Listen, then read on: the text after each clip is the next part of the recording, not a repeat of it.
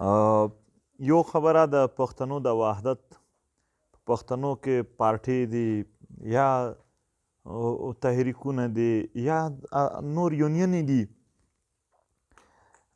زما له اړخه د یو پارټۍ د مشر کور هم نه دی پاتې چې زه نه یم ورغلی. بار بار ورغلی یم او دغه بار بار ورتګ زه بیا هم لا کمزوري په ځانونو کې شمارو چې نور ورځو. تر څو چې دا اتحاد نه وي قایم شوی تر هغه به د دوی په دروازو موږ ولاړ یو. د خپل قام د خپل وطن په خاطر اتحاد زموږ د وطن مفادات دي.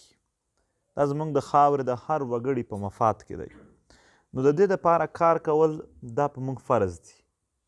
قام او وطن خلک ولسونه موږ ته مینډیټ د دې شي راکړی دی چې د دې خاورې دپاره کار وشي، پرمختګ وشي. بیا به ورځو. هر کله چې غږ شوی دی موږ د دوی کورونه د خپل قامي کورونه شمارو.